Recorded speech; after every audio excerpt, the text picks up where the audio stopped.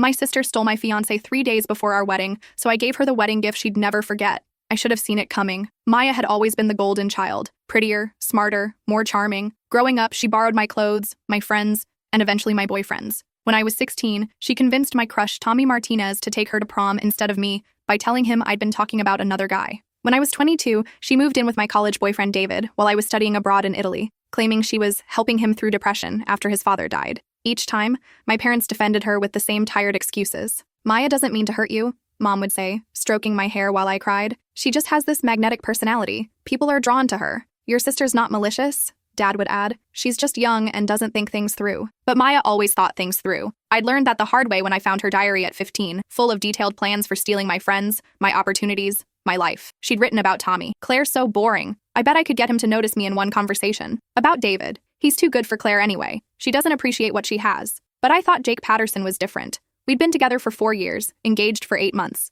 We'd met at a restaurant where I was waitressing to pay for nursing school, and he was working as a line cook with dreams bigger than his paycheck. Jake loved how I made him laugh during his worst kitchen disasters, scraping burned sauce off pans at 2 a.m. while he practiced new recipes. He loved how I supported his dreams of opening a restaurant, contributing my entire savings account, $23,000, to his business plan, when banks wouldn't give him a loan. He loved how I believed in him when his own family called him a failure for dropping out of college to attend culinary school. Jake had seen Maya manipulate men before. He'd been there during family dinners when she'd flirt shamelessly with my high school boyfriend Matt right in front of me, then claim she was just being friendly when I confronted her. He'd rolled his eyes at her wedding dress shopping commentary. Claire's so practical, but wouldn't something more form-fitting be better? You want Jake to be excited, not comfortable. He'd laughed when she'd accidentally spilled red wine on my engagement photos at last year's Christmas party, claiming the lighting made me look washed out and offering to retake them with her photographer friend. Your sister's exhausting, he'd told me after that party. I don't know how you put up with her constant drama. I'd defended Maya like always. She means well, she just doesn't have a filter. The rehearsal dinner was perfect. We'd rented the private dining room at Bella Vista, the restaurant where Jake and I had our first official date. 50 of our closest family and friends filled the space with laughter and champagne toasts. Jake squeezed my hand under the table while my father gave his speech about finding your person, about how proud he was to welcome Jake into our family, about how he'd watched Jake grow from a struggling cook into a man worthy of his daughter's love. Maya sat across from us, radiant in her sapphire bridesmaid dress that cost me $400, toasting our happiness with champagne and that smile I'd trusted my whole life. She'd insisted on sitting directly across from Jake, claiming it was the best spot for photos. Throughout dinner, she'd lean forward when Jake spoke, laugh just a little too loud at his jokes, touch his arm when making points about the wedding timeline. She's just excited for you, Jake had whispered when I noticed her behavior. Maya's always been dramatic. When it came time for the maid of honor speech, Maya stood with tears in her eyes, holding the microphone like she was addressing the United Nations. Claire has always been my role model, she'd said, her voice breaking with what seemed like genuine emotion. She's taught me about loyalty, about supporting the people you love no matter what. When Jake came into her life, I saw my sister transform into the happiest version of herself. Jake, you're getting someone who will fight for your dreams, who will stand by you through anything. Claire, you're getting someone who sees how incredible you are. She'd raised her glass with a trembling hand. To Claire and Jake, may you always choose each other first, no matter what challenges come your way. The room erupted in applause. Jake kissed my cheek, whispering, your sister really loves you. I'd felt guilty for ever doubting Maya's intentions. 2 nights later, I couldn't sleep. Wedding nerves, I thought. Our big day was in 18 hours. I'd already laid out my dress, a vintage-inspired A-line with hand-sewn pearls that my grandmother had worn in 1952. I'd confirmed the final head count with the caterer, 147 guests. Double-checked that the rings were safely tucked in Jake's best man's pocket, and made sure the photographer knew about the special shot of my parents' wedding rings next to ours. My phone was set with alarms every hour to remind me to drink water and eat something. At 5 a.m., I gave up on sleep and decided to surprise Jake with coffee at his apartment, our last morning as an unmarried couple. I'd picked up his favorite dark roast from the 24-hour diner and grabbed fresh bagels. My key turned in his lock like it had hundreds of times before, the same lock I'd helped him install when he'd moved into the one-bedroom apartment above Mrs. Chen's flower shop. I found them in his bed, my sister, my fiancé, the white silk lingerie I'd bought for our honeymoon, $300 worth of delicate lace from the boutique Maya had recommended, tangled around her ankles. The engagement ring I'd watched him save for, working double shifts for 8 months, gleaming on the nightstand next to empty champagne glasses, and what looked like leftover takeout from Russo's, the Italian place where we'd celebrated our 6-month anniversary. Maya saw me first. Instead of shame or surprise, I saw triumph in her eyes. She'd been waiting for this moment, planning for it. I was going to tell you, she said, sitting up slowly, not bothering to cover herself. Jake realized he chose the wrong sister. Jake scrambled for his boxers, stammering apologies about it just happening, about being confused, about still loving me somehow. His face was red with shame and panic, sweat beading on his forehead as he tried to find words that could possibly explain what I was seeing. Claire, this isn't what it looks like, he said, the most cliché lie possible. But Maya cut him off with a laugh that chilled my blood, The same laugh she'd used when she'd told our parents I'd broken Mom's antique vase when we were 12. The laugh that meant she'd won again. Stop pretending you're sorry, Jake. We've been planning this for months. Tell her about the hotel room in Vegas when you went for that restaurant conference. Tell her about Christmas when you said my name in your sleep. Tell her about last week when you said you wished you'd met me first. My knees almost buckled. The Vegas conference was in March, 7 months ago. Christmas was at my parents' house where Maya had stayed in the guest room next to ours. Last week, when Jake had been distant and claiming work stress. Tell her about the loan, Maya continued, her voice getting stronger, more confident. Tell her how you're planning to use her savings to open a restaurant with me instead. The room spun. My $23,000. The money I'd saved working 60-hour weeks as a nursing assistant, picking up extra shifts during holidays, skipping meals to put away every possible dollar. The money that was supposed to fund our dream restaurant, Patterson's Place. Maya, stop, Jake said weakly, but she was on a roll now. Tell her about the apartment we looked at last week. The one with the big kitchen and the garden view. Tell her how we've been planning to leave right after the wedding, take her money, and start fresh in Portland. Portland. Jake had mentioned Portland recently, claiming a chef friend had offered him a job there. I'd encouraged him to consider it, thinking it might be good for us to start fresh somewhere new. Months. While I'd been ordering flowers and scheduling cake tastings, sending save the dates and choosing centerpieces, confirming RSVPs and finalizing seating charts, they'd been planning my humiliation. The late nights Jake claimed he was working at the restaurant, coming home smelling like perfume he said was from the female servers. The times Maya canceled our sisterly shopping trips because she had a date with someone she couldn't tell me about yet. The way they'd both been so helpful with wedding planning, insisting on handling the photographer and videographer themselves because they had connections who could save us money. We picked Chelsea Morrison, Maya had said about the photographer. She's incredible with candid shots. She'll capture every moment. Now I understood why. I walked out without a word. They were still calling my name as I descended the narrow stairs, Jake's voice breaking as he begged me to listen, Maya's sharp and demanding as she told him to let me go. Claire, please, Jake shouted from his window as I got in my car. Let me explain. I drove away slowly, watching him in my rearview mirror as he stood half naked in his window, probably realizing his life was about to implode. For the next 6 hours, I sat in my car at Sunset Beach, the place where Jake had proposed 13 months earlier. He'd planned an elaborate sunset picnic, complete with my favorite Thai food and a playlist of songs that meant something to our relationship. When he'd gotten down on one knee, he'd talked about building a life together, about how I was his best friend and his future all wrapped into one person. I can't imagine doing any of this without you, he'd said,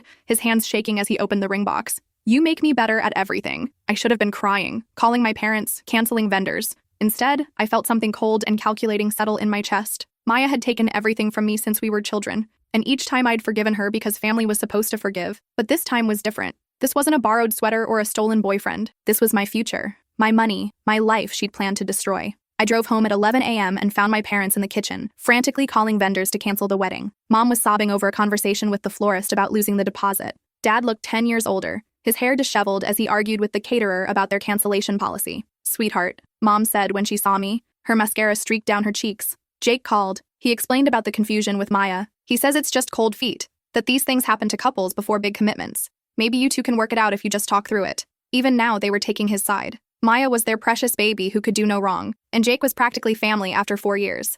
I was just the wounded party who needed to be more understanding. There's no confusion, I said calmly, setting my purse on the counter. The wedding is still happening tomorrow, just not the way anyone expects. My parents exchanged worried glances. Dad cleared his throat. Honey, maybe you're in shock. This is a lot to process. Why don't you sit down and we can figure out how to move forward? I'm not in shock, I said, pouring myself a glass of water with steady hands. I'm thinking clearly for the first time in months, and I said the wedding is still happening. I locked myself in my childhood bedroom and got to work. First, I called my cousin Derek, who worked in tech security for a company that protected celebrities from stalkers and corporate espionage. Derek had always been my favorite relative, 3 years older, wickedly smart, and someone who'd never fallen for Maya's manipulation. When we were kids, he'd been the only one to call her out when she'd lie about breaking things or stealing money from our grandmother's purse. I need a favor, I said when he answered. Remember when you said I could ask for anything after I helped you through your divorce? Derek's ex-wife had tried to take him for everything, including his dog and his grandmother's wedding ring. I'd spent 3 months helping him document her affair and her attempts to hide assets. When the divorce was final, he'd gotten full custody of his dog and kept everything she'd tried to steal.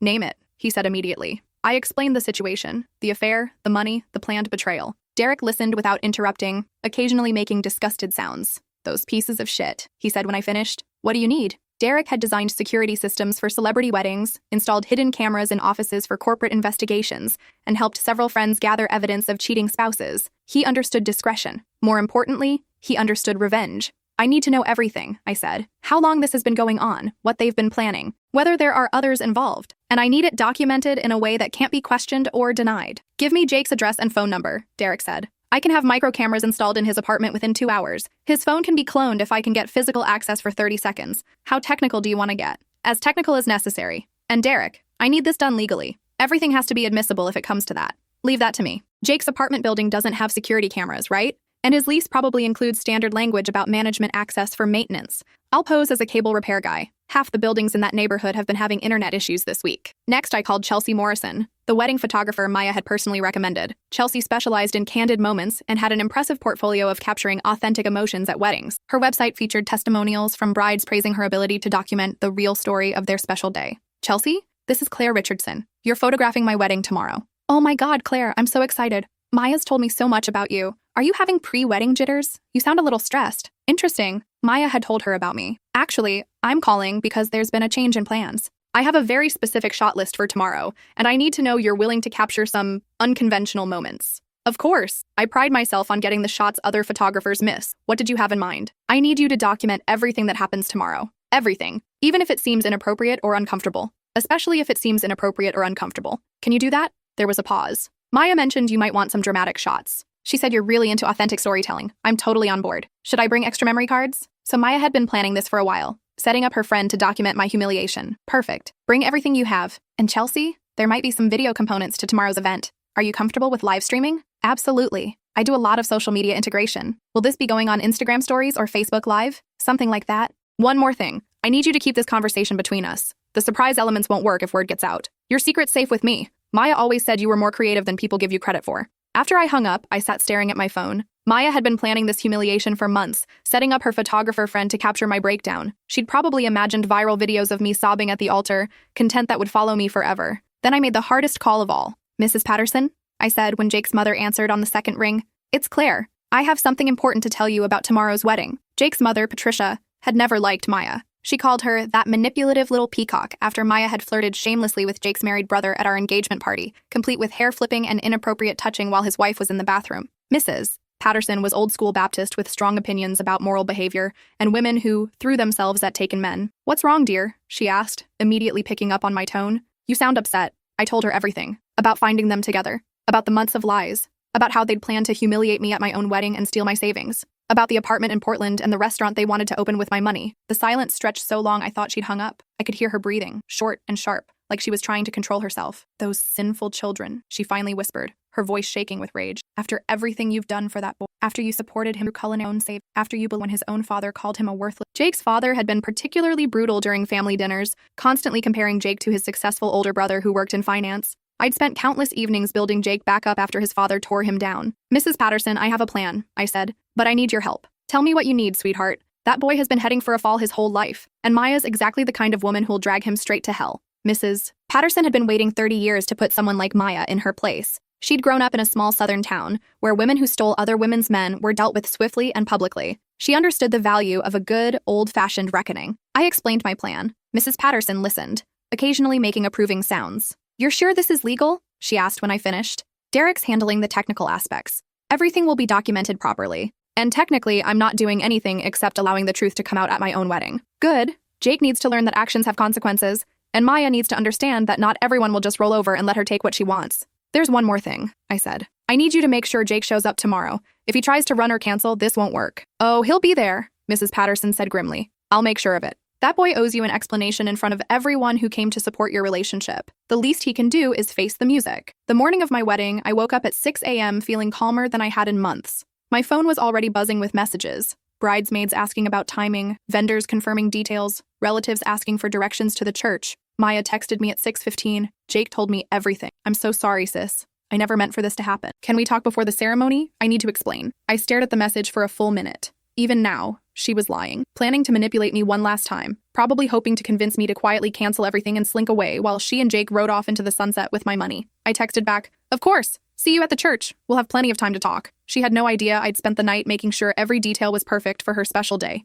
Derek had sent me a text at 3 a.m. Package delivered. Everything's in place. You're going to love the bonus footage. Bonus footage meant he'd found more than I'd expected. Maya and Jake had probably been sloppy, thinking they were in the clear once the wedding was over. At 8 a.m., my hair and makeup team arrived. I'd kept the original appointments, telling them there had been some changes. but that we were proceeding as planned. Sarah, my makeup artist, noticed my calm demeanor. "You seem really zen for a bride," she said while applying my foundation. "Usually by now, brides are crying or yelling or both." "I'm exactly where I need to be," I said, which was the truth. At 10 a.m., I arrived at St. Mary's Catholic Church in my wedding dress. The guests were already arriving. 200 people who'd taken time off work, bought gifts, booked hotel rooms, and traveled from as far as California to celebrate what they thought was my happily ever after. I could see Jake's college roommates in the parking lot, laughing and adjusting their ties. My nursing school friends were clustered near the entrance, admiring the flower arrangements I'd spent months selecting. Maya waited in the bridal suite, wearing the sapphire bridesmaid dress that cost me $400. She looked nervous for the first time in her life, fidgeting with her hair and checking her reflection obsessively. When I walked in, she jumped up like she'd been caught doing something wrong. "Claire, I need to explain." "No explanation needed," I said, adjusting her hair with gentle hands. "You want Jake? You can have him." Her face lit up with relief and victory, the same expression she'd worn when she'd convinced our parents to let her have my bedroom when I left for college. "Really? You're not mad? How could I be mad?" I smiled serenely. "You're my sister. If you think Jake is your soulmate, who am I to stand in the way of true love?" Maya practically glowed. She'd gotten everything she wanted without consequences. Again. In her mind, I was the same pushover sister who'd always rolled over whenever she wanted something. "You're being so mature about this," she said, hugging me carefully to avoid messing up our makeup. "I was worried you'd make a scene." "Me? Make a scene?" I laughed. "When have I ever made a scene?" "Never," she said quickly. "You've always been so reasonable. That's why Jake and I knew you'd understand eventually. There's just one tiny change to the ceremony," I said casually, helping her touch up her lipstick. "Since you two are so in love, I thought you should be the one to walk down the aisle today." Maya's eyes widened. "What do you mean?" "I've arranged for you to marry Jake instead. Right now. In front of everyone." The color drained from her face. "Claire, we can't just—" "Why not? You love him. He loves you. Everyone's already here. The flowers are paid for, the cake is ready, the photographer is set up, and I've arranged for a very special documentation of your big moment." I could see her mind racing. This wasn't how she'd planned to steal my fiancé. She wanted to do it slowly, carefully, making herself look like the innocent victim who'd been swept away by unexpected love. She wanted to be the tragic heroine of a romance novel, not the homewrecker who stole her sister's wedding. "But what will you tell everyone?" she asked weakly. "The truth," I said simply. "That my sister and my fiancé found their soulmate in each other. That I'm stepping aside for true love. That everyone should witness the beginning of your beautiful life together." Maya knew she was trapped. If she refused, she'd look like the manipulative homewrecker she was. If she accepted, she'd be married to Jake before she could think through the consequences. And backing out now would require explaining to 200 guests why she couldn't marry the man she'd been having an affair with for months. "Where is Jake?" she asked, her voice barely above a whisper. "Getting ready in the men's suite. He's so excited to marry you, Maya. He kept talking about how you're everything he ever wanted in a woman." That was a lie. Jake had spent the morning texting me frantically, begging to talk, promising it was all a mistake. He'd called 17 times between 6 and 8 a.m. before I'd blocked his number. I'd forwarded all his messages to Maya instead, along with a note. "Your groom seems nervous. Maybe you should comfort him." 20 minutes later, Maya stood at the back of St. Mary's in a hastily altered wedding dress borrowed from our cousin Jennifer, who was conveniently the same size and had brought her dress for photos. The congregation murmured in confusion as Pastor Williams stepped to the microphone. "Due to unexpected circumstances," Pastor Williams said carefully, reading from the script I'd given him, "we're celebrating the union of Jake Patterson and Maya Richardson today, instead of Claire Richardson and Jake Patterson." The murmurs grew louder. I sat in the front row next to my parents, who looked mortified and confused. Dad kept whispering urgent questions that I answered with serene smiles and vague responses about love finding a way. Maya's smile was brittle as she walked down the aisle to Jake, who stood at the altar looking like he might vomit. He kept glancing at me desperately, probably hoping I'd stop this insanity. The organist played "Here Comes the Bride," while the congregation watched the strangest wedding ceremony they'd ever attended. Chelsea, the photographer, snapped away enthusiastically, just as I'd requested. She'd positioned herself perfectly to capture both Maya's forced smile and Jake's obvious distress. When Pastor Williams asked if anyone objected to the union, I could feel 200 pairs of eyes on me. The silence stretched for what felt like hours. I smiled serenely and gave a small, encouraging nod for the ceremony to continue. "Jake," Pastor Williams said, consulting his notes, "do you take Maya to be your lawfully wedded wife, to have and to hold, for richer or poorer, in sickness and health, for as long as you both shall live?" Jake glanced at me one more time, his eyes pleading. I maintained my serene expression. He had no choice now. His mother was glaring at him from the second row. 200 guests were waiting for his answer. Maya was gripping his hand so tightly her knuckles were white. "I do," he croaked. "Maya, do you take Jake to be your lawfully wedded husband, to have and to hold, for richer or poorer, in sickness and health, for as long as you both shall live?" Maya hesitated for just a moment, probably realizing that, for richer or poorer, might not work out the way she'd planned, but she lifted her chin defiantly, putting on the performance of her life. "I do. You may kiss the bride." The kiss was awkward and brief, more of a peck than a passionate embrace. Chelsea captured it all, along with the uncomfortable expressions of the wedding party and the confused murmurs of the guests. During the cocktail hour, I played the perfect gracious sister. I moved through the crowd explaining that love had simply found a different path, that I was thrilled to see my sister and Jake together, that sometimes the universe had different plans than we did. "You're handling this so well," said Mrs. Chen, Jake's elderly neighbor, who'd known him since he moved into the apartment above her flower shop. "Most women would be devastated." "Maya and Jake belong together," I said with a serene smile. "I can see that now. Sometimes it takes a dramatic moment to reveal the truth." Jake's college friends looked bewildered but went along with it. Maya's sorority sisters seemed impressed by what they saw as a romantic twist worthy of a reality TV show. The older relatives whispered among themselves, clearly shocked but not wanting to cause a scene. Maya and Jake sat at the head table during dinner, looking increasingly uncomfortable as reality set in. They were married, to each other, with no prenup, in front of everyone they knew. Jake kept checking his phone, probably looking for an escape route that didn't exist. Maya maintained her brilliant smile, but I could see the panic growing in her eyes. The dinner was exactly what I'd planned for my wedding with Jake: salmon with lemon caper sauce, roasted vegetables, wild rice pilaf. The cake was still the 3-tier vanilla and raspberry creation I'd spent hours designing with the baker. Even the flowers were the same, white roses and baby's breath that I'd chosen because they reminded me of my grandmother's garden. Everything was perfect for Maya's special day. That's when I stood up to reveal my wedding gift. "Before we cut the cake," I announced, tapping my champagne glass with a silver knife, "I have a special surprise for the happy couple." The room quieted as the guests turned their attention to me. Maya and Jake looked confused but expectant, probably thinking I was about to give some tearful speech about stepping aside for true love. "As most of you know," I continued, "Maya and Jake's love story has been developing for quite some time. I thought it would be wonderful to share that journey with all of you." The lights dimmed and a large screen descended from the ceiling, the same screen we'd rented for a slideshow of childhood photos and romantic moments. Derek had positioned himself at a corner table, laptop open, ready to run the presentation. "Chelsea has done an amazing job documenting their relationship," I said, gesturing to the photographer who was still snapping away. "But today, I want to share some earlier footage that really captures the depth of their connection." The video began with Maya and Jake in bed together in his apartment, not from the night I caught them, but from 3 months earlier. Derek's hidden cameras had captured everything in crystal clear HD. The footage showed them laughing about how clueless I was, planning their strategy for breaking up with me after the wedding. "Claire's always been so trusting," Maya said in the video,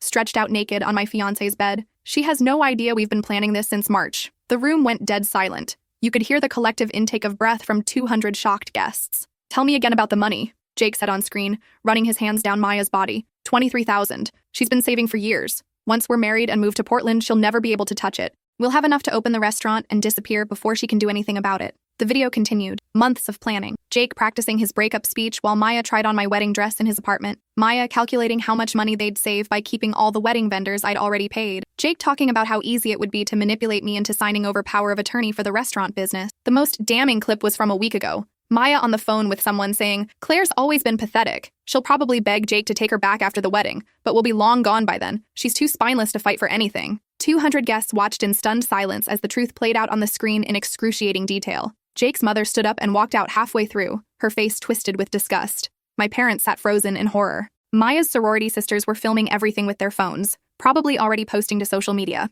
When the video ended, I stood up with the microphone, my expression calm and pleasant. "Surprise," I said brightly. I thought everyone should know what kind of love story they were celebrating today. The room erupted. Guests began standing and leaving, some throwing their napkins on their tables in disgust. Jake's groomsmen looked ready to fight him. Maya's face was buried in her hands as her new mother-in-law's friends filed past, muttering about moral decay and the downfall of family values. But I wasn't finished. "One more gift," I announced as the chaos swirled around us. Derek stood up from his corner table and nodded. Every phone in the room received the same text message simultaneously, a link to a private website where the full video was posted, along with screenshots of Jake and Maya's text messages planning my humiliation and their financial betrayal. "Just so everyone can remember this special day," I said sweetly. The website includes all the footage Derek collected over the past week, including some lovely conversations about how they plan to disappear to Portland with my life savings. "And Maya, sweetheart, you might want to check your social media. I've already tagged everyone we know." Maya looked at her phone and screamed. The video was spreading across Facebook, Instagram, and TikTok faster than she could delete notifications. Derek had made sure it would be impossible to remove. He'd uploaded it to multiple platforms simultaneously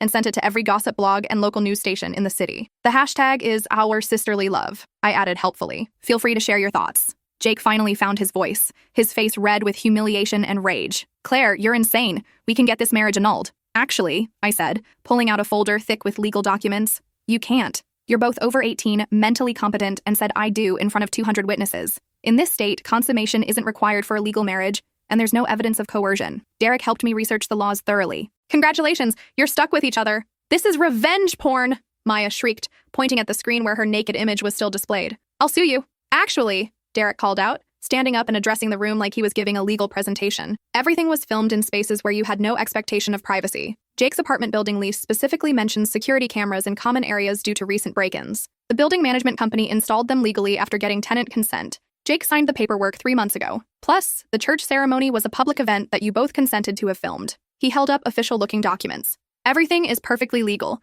I have the permits, the consent forms, and the legal opinions to prove it. Jake grabbed Maya's arm, his knuckles white with fury. We're leaving. Good idea, I said cheerfully. Your honeymoon suite at the Hilton is already paid for. Non-refundable, unfortunately. The penthouse package with champagne and rose petals. I thought you'd appreciate the irony. As they fled through the kitchen to avoid the angry guests and the photographers who'd started arriving after Derek's social media post went viral, I heard Maya screaming at Jake about ruining her life. This is all your fault, she shrieked. You said she was stupid. You said she'd never fight back. You're the one who wanted to steal her money, Jake yelled back. You said it would be easy. Their voices faded as they disappeared into the parking lot, leaving behind a room full of stunned guests, abandoned wedding gifts, and a 3-tier cake that would go untouched. The cleanup took 2 hours. Guests left in small groups, many stopping to apologize to me for not seeing through the deception sooner. Jake's college friends seemed particularly ashamed. They'd suspected something was off but hadn't said anything because they didn't want to get involved in relationship drama. We should have told you, said Mike, Jake's roommate from culinary school.